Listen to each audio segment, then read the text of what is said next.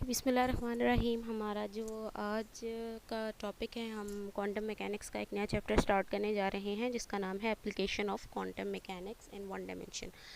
इसका सबसे पहला टॉपिक है हमारे पास के द पोटेंशियल स्टेप और सेमी इनफाइनाइट पोटेंशियल बैरियर, यानी पोटेंशियल स्टेप आपके पास क्या है, इसको आप सेमी इनफाइनाइट पोटेंशियल बैरियर भी कह सकते हैं। तो क्वांटम मैकेनिक्स में या स्कैटरिंग थ्योरी के अंदर जो वन डायमेंशनल स्टेप पोटेंशियल है वो आपके पास एक आइडियलाइज्ड सिस्टम है जिसको आप यूज़ करते हैं to model incident reflected and transmitted matter waves. ठीक है, इंसिडेंट ट्रांसमिटेड और रिफ्लेक्टेड मैटर वेव्स को आप जो है वो करने के लिए आइडियलाइज्ड सिस्टम है, उनको मॉडल करने के लिए आप जो है वो इस सिस्टम को यूज़ करते हैं। ठीक है,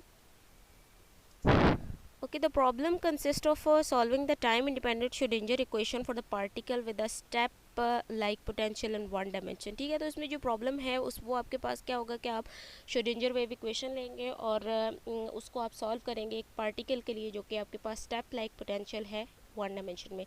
कैलकुलेशन स्टार्ट करने के लिए जो सबसे पहला केस होगा वो हम कंसीडर करते हैं, लेकिन उससे पहले हम जो है वो फिगर को देख लेते हैं कि फिगर के अंदर आपके पास ये एक्स एक्सिस है जिसके ऊपर आपके पास ये जो ओरिजिन है वो पोजीशन है x is equal to 0 and ये जो सारा आपके पास x इक्वल टू 0 से इस तरफ जो रीजन है जिसको हमने रीजन 2 का नाम दिया हुआ है, ये है आपके पास x ग्रेटर देन 0, और जो रीजन 1 है आपके पास वो x लेस देन 0 है, और y एक्सिस पे आपने पोटेंशियल लिया हुआ है। तो रीजन 2 के अंदर जो पोटेंशियल है वो आपके पास v0 है और रीजन 1 के अंदर जो पोटेंशियल है वो आपके पास 0 है। तो अब हमारे पास क्या है कि ये बीम ऑफ चार्ज्ड पार्टिकल्स हैं। ठीक है, बीम ऑफ चार्ज पार्टिकल्स जो है वो यहाँ से आ रहे हैं, रीजन 1 से गुजरने के बाद वो रीजन 2 में जा रहे हैं, और हम देखते हैं कि हमारे पास क्या हो रहा है। सबसे पहला केस जो हम कंसीडर कर रहे हैं वो केस हमारे पास क्या है कि E is greater than V0। ठीक है, एनर्जी आपके पास V0 से ज़्यादा है। तो अब हमने क्या करना है कि बीम ऑफ चार्ज पार्टिकल जो है जिनका मैस m है और टोटल एनर्जी E है, वो आपके पास स्ट्राइक कर रहे हैं पोटेंशियल वॉल के साथ जिसकी हाइट v0 है, और वो लेफ़्ट टू राइट आपके पास आ रहे हैं, वो आपको फिगर के अंदर दिखाया हुआ है। और अगर हम रीजन को ले लें at the foot of the wall, then v of x equal to 0 at x is less than 0। ठीक है, x लेस दैन 0 पे v ऑफ x 0 है और v of x equal to v0 है where x is greater than equal to 0। अब हमने क्या करना है, हमने प्रॉब्लम के साथ डील करना है। तो हम क्या करेंगे, मैंने आपको अभी क्या कहा था कि जब आप प्रॉब्लम के साथ डील करेंगे तो आप श्रोडिंगर वेव इक्वेशन को वन डायमेंशन में लेंगे और उसको सॉल्व करेंगे। तो पार्टिकल जो होगा वो will be transmitted in the second region. Schrodinger wave equation in one dimension can be written as one dimension में श्रोडिंगर वेव इक्वेशन को आप इस तरह से लिख सकते हैं -h cut square by 2m d2 psi by dx square plus V X I of X equal to E psi. अब जो रीजन 1 था, रीजन 1 में मैंने आपको क्या कहा था कि वी ऑफ एक्स आपके पास 0 है, तो वी ऑफ एक्स 0 हो जाएगा, और उसमें जो आपके पास जो वेव फंक्शन है उसको आप जो है वो एक दूसरे से डिफरेंट करने के लिए साई 1 का नाम दे दें। तो -h cut square by 2m d2 psi 1 by dx square equal to E psi 1।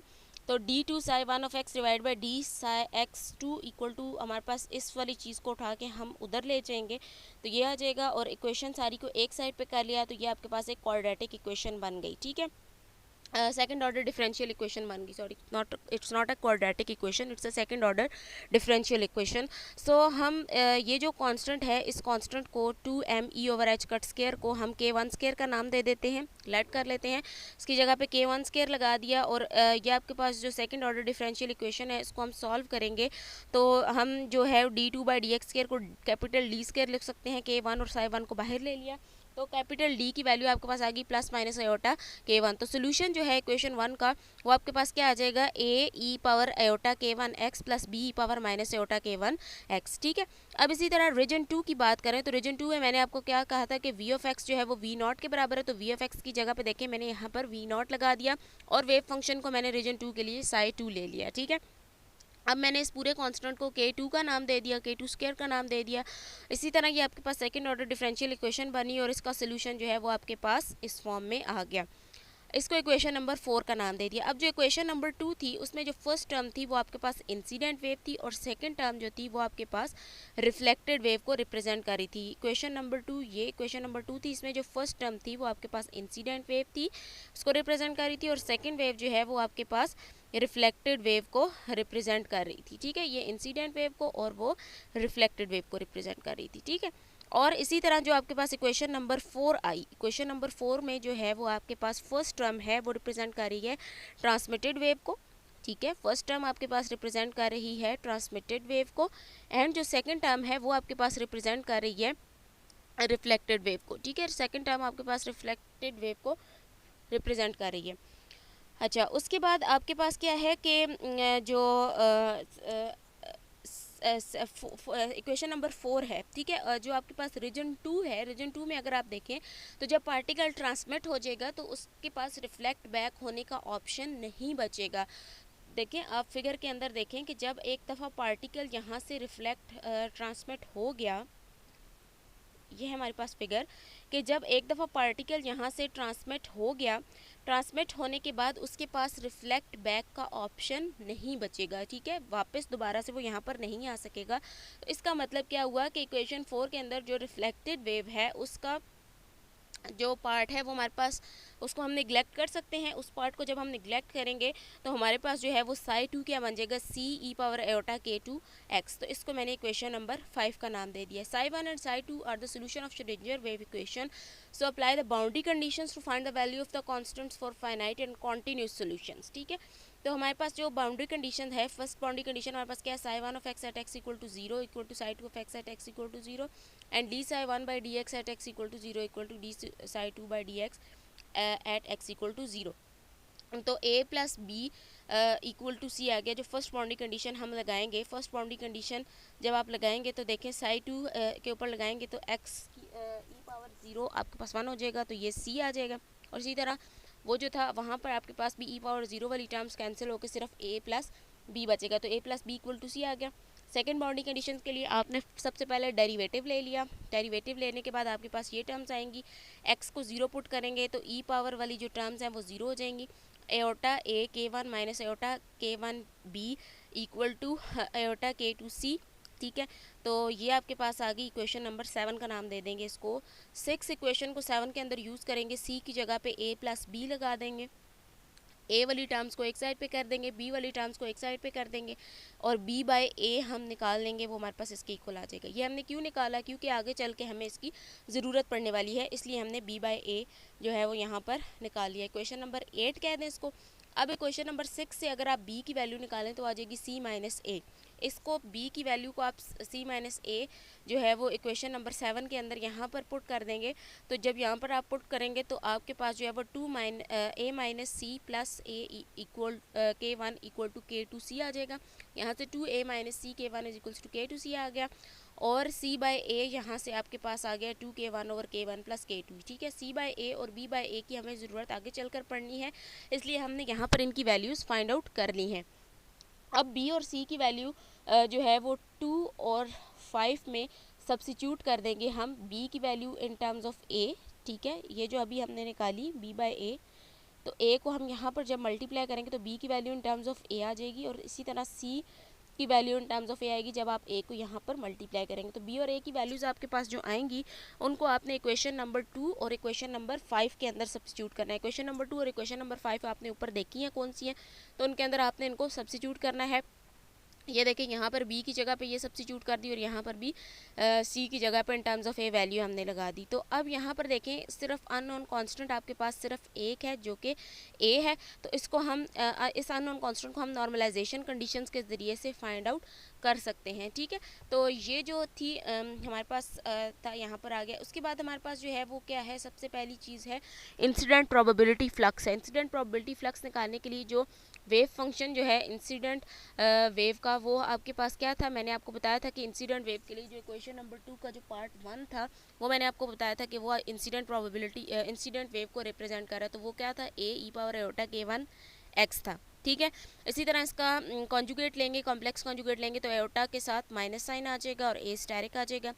Probability flux की जो है वो वैल्यू होती है, फार्मूला होता है हमारे पास h cut over m iota Sai star D psi by D x.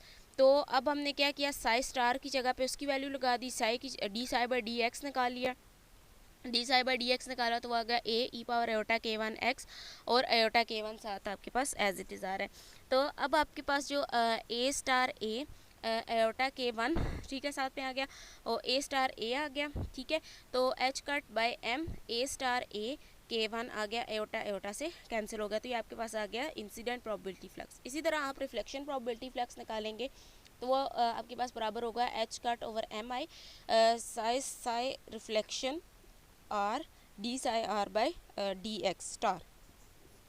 ठीक है, तो ये जो है वो साई ऑफ आर आपके पास बराबर आ गया। आपने इक्वेशन के अंदर देखना है कि रिफ्लेक्शन वाला जो पार्ट था, रिफ्लेक्टेड वेव का जो पार्ट था वो b e power iota minus iota k one of x था।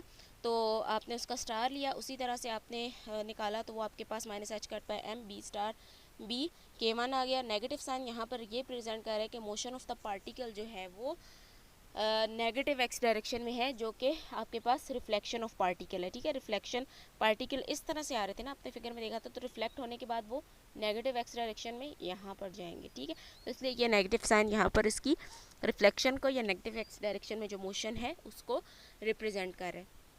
ट्रांसमिशन प्रोबेबिलिटी फ्लक्स जो है, ट्रांसमिशन प्रोबेबिलिटी फ्लक्स हम निकाल लेते हैं, वो भी हम इसी तरह से निकालेंगे। उसमें वेव फंक्शन जो है वो ट्रांसमिटेड वेव का आएगा और उसमें जो है वो हमारे पास साइज सी स्टार सी के टू आ जाएगा। अब जो हमारे पास रिफ्लेक्शन कोफिशिएंट है आर, रिफ्लेक्शन कोफिशिएंट है, उसको हम किस तरह से निकाल सकते हैं, या आपके पास आप उसको डिफाइन कर सकते हैं कि ratio of reflected probability flux to the incident probability flux. तो रिफ्लेक्टेड प्रोबेबिलिटी फ्लक्स जो है F R over F I हो जाएगा minus H cut by M B star B K one over H cut over M A star A K one आ जाएगा। सही हो गया। अच्छा, b बाय ए स्टार और b बाय ए आ गया। b बाय ए की वैल्यू मैंने आपको बताया था कि हमें उसकी ज़रूरत आगे चलकर पड़ने वाली है, तो यहाँ पर आकर हमें पड़ गई उसकी ज़रूरत। हमने लगा दी उसकी वैल्यू के वन माइनस के टू डिवाइड बाई के वन प्लस के टू, और यहाँ पर भी b बाय ए की वैल्यू लगा दी, क्योंकि देखिए यहाँ पर कोई भी जो है वो कम्प्लेक्स टर्म नहीं है, एओटा वाली टर्म नहीं है, तो कॉन्जुगेट जो है वो उसके बराबर ही होगा। तो हमने इसको क्या कर दिया, स्केयर करके लिख दिया। यहाँ पर नेगेटिव साइन सिर्फ डायरेक्शन को बता रहा है, अगर इसका मैग्नीट्यूड आप लिखना चाहते हैं तो नेगेटिव साइन को आप ख़त्म कर सकते हैं। उसके बाद हमारे पास है ट्रांसमिशन कोफिशिएंट। ट्रांसमिशन कोफिशिएंट जो है वो आपके पास ratio of transmission flux to the incident flux है, तो वो आपके पास F T over F I के बराबर होगा। उनकी वैल्यूज़ आप लगाएंगे तो यहाँ पर आएगा सी स्टार सी ओवर ए स्टार ए।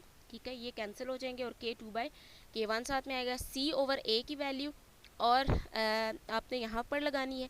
यहाँ पर लगाने के बाद आप देखें के वन से कैंसिल हो रहा है एक, तो आपके पास क्या बचा, 4 के1 के2 ओवर के1 प्लस के2 होल स्क्वायर। अब ये टी और आर की वैल्यूज़ भी आपको याद रखनी है अभी, क्योंकि आगे चल के हमने इनको भी देखना है, अपने कुछ स्पेशल केसेस में डिस्कस करना है। अच्छा, अब हम क्या करते हैं, आर प्लस टी फाइंड कर लेते हैं। आर प्लस टी जब हम फाइंड करेंगे तो आर की वैल्यू लगा दी, टी की वैल्यू लगा दी। यहाँ पर आपने क्या करना है, फार्मूला खोल देना है ऊपर वाली टर्म का, नीचे वाली टर्म चूँकि दोनों में सेम है तो उसको हमने एलसीएम ले लिया, उसको हमने एज इट इज़ लिखा हुआ है। ठीक है, ऊपर जब इसको आप खोलेंगे तो ये -2 के1 के2 और प्लस 4 के1 के2 आपके पास +2 के1 के2 बन जाएगा, और ये आपके पास अगेन के1 प्लस के2 होल स्क्वायर का फार्मूला बन जाएगा। तो वो यहाँ पर लिख दिया, और दोनों जो हैं वो आपके पास आप देखो कैंसिल हो रहे हैं। कैंसिल आउट होने के बाद आपके plus r plus T equal to 1 आ गया। फ्रॉम द रिजल्ट, इस रिजल्ट से आपको क्या मिल रहा है, it is clear that the quantum mechanically there is reflection as well as transmission. जिस तरह के आपके पास क्लासिकल मैकेनिक्स में होता है कि रिफ्लेक्शन भी होती है और ट्रांसमिशन भी होती है, तो यहाँ पर देखो क्वांटम मैकेनिकली आपके पास क्या चीज़ प्रूव हो रही है कि रिफ्लेक्शन भी है और ट्रांसमिशन भी है। ठीक है, जहाँ पर रिफ्लेक्शन है वहाँ पर ट्रांसमिशन भी आपके पास है। इसको स्पेशल केसेस को डिस्कस कर लेते हैं। K1 आपके ने इसके इक्वल लेट किया था, K2 आपने बिल्कुल स्टार्ट में, अगर आपको याद हो तो आपने इसके बराबर लिया था। जब आप कह देते हो कि E आपके पास V0 के बराबर हो जाए, E जब आपके पास V0 के बराबर हो जाएगा तो K1 आपके पास 2m V0 के ओवर h कट हो जाएगा। ठीक है, क्या 2m V0 over h cut, ऊपर अंडर द रूट भी आ रहा है। ठीक है, और K2 आपके पास क्या हो जाएगा, 0 हो जाएगा। K2 कैसे 0 होगा, E minus V0, V0 minus V0 is 0, so K2 is 0। यहाँ से R आपके पास इसके बराबर था ना, तो K2 0 हो गया, K1 ओवर K1 बचा, K1 ओवर K1 इज़ 1। तो ये आप क्या बता रहा है कि यहाँ पर क्या आपके पास 100% रिफ्लेक्शन हो रही है, कोई ट्रांसमिशन नहीं हो रही।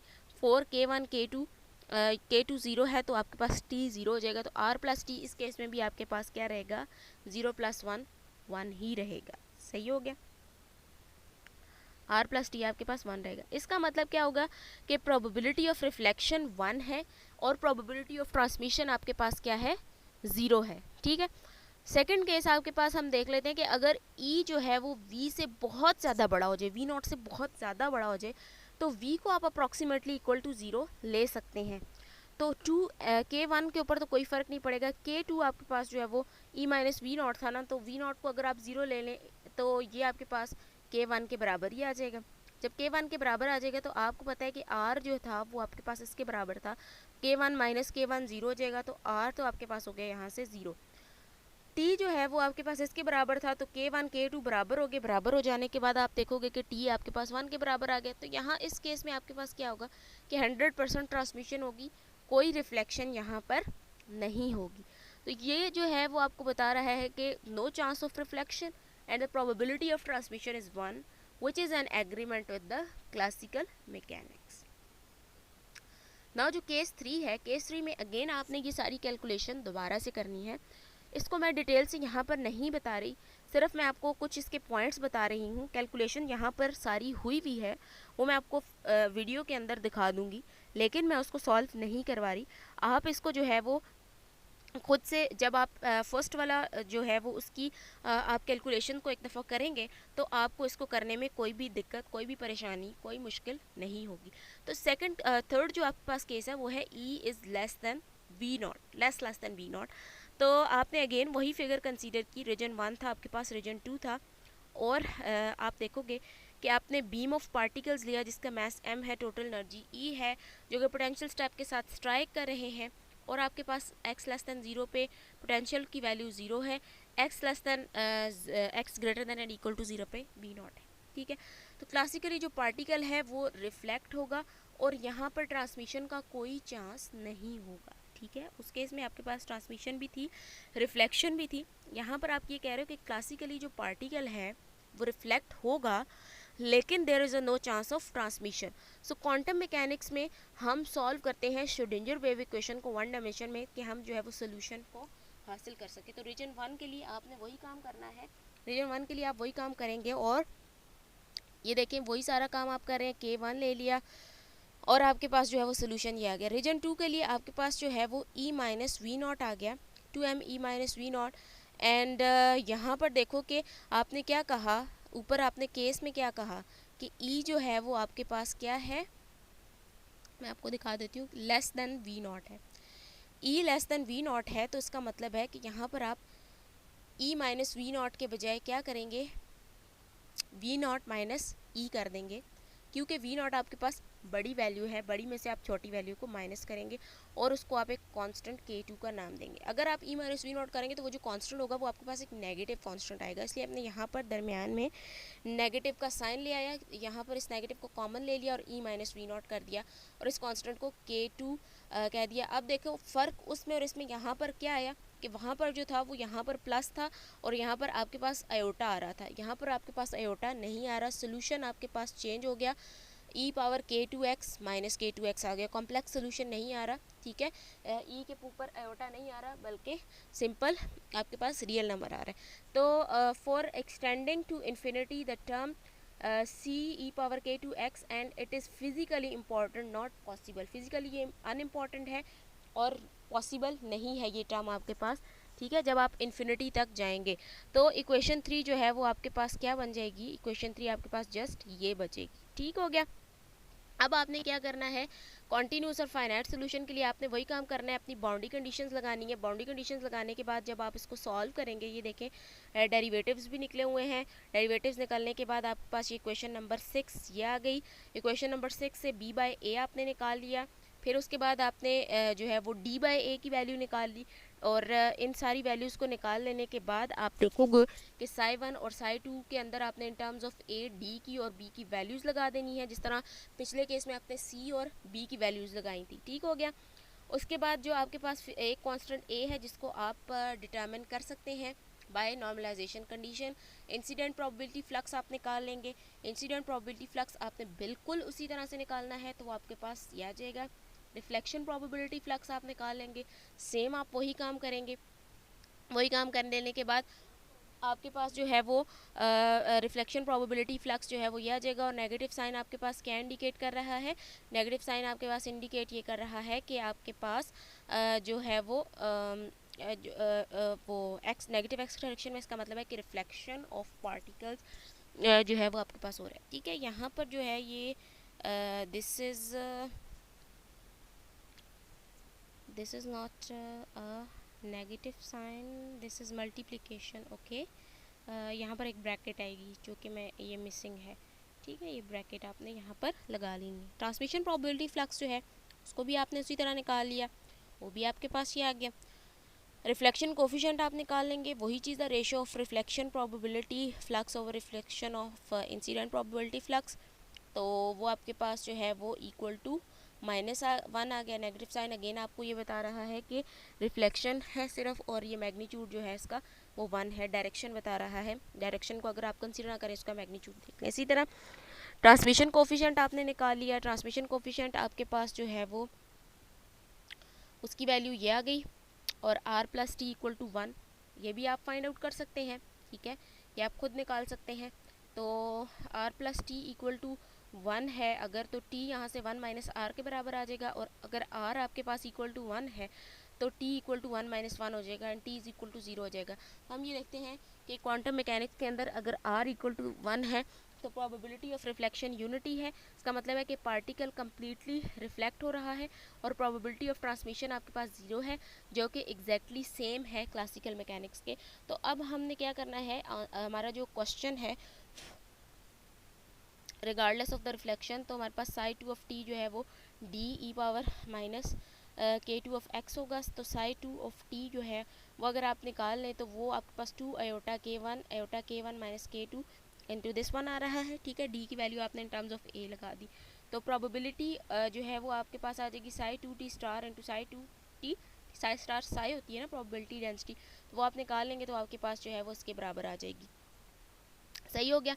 तो यहाँ से देखो कि प्रोबेबिलिटी आपके पास किसके प्रोपोर्शनल आ रही है, एक्सपोनेंशियल फंक्शन के प्रोपोर्शनल आ रही है, और एक्सपोनेंशियल नेगेटिव है तो इसका मतलब है कि एक्सपोनेंशियली डिके कर रही है। तो आप ग्राफ में देखो तो ये एक्सपोनेंशियली डिके हो रहा है, ठीक है। तो जो आपके पास क्वांटिटी है P2 ऑफ टी, ये आपके पास रियल क्वांटिटी है। सो हम ये कह सकते हैं कि there is transmission from these result, so we can conclude that for E less than v naught the particle always get reflected, but there is a probability of finding the particle in region 2। Particle reflect होगा, लेकिन उसकी probability जो है reason 2 के अंदर पाए जाने की प्रोबेबिलिटी ज़रूर हमारे पास कुछ ना कुछ उसकी प्रोबेबिलिटी होगी। यहाँ पर मैं आज का लेक्चर ख़त्म कर रही हूँ। होप कि आपको ये वीडियो समझ आई होगी। अगर आपको ये लेक्चर समझ आया है तो मेरी वीडियो को लाइक ज़रूर कीजिएगा और मेरे चैनल को सब्सक्राइब ज़रूर कीजिएगा। Thanks for the watching.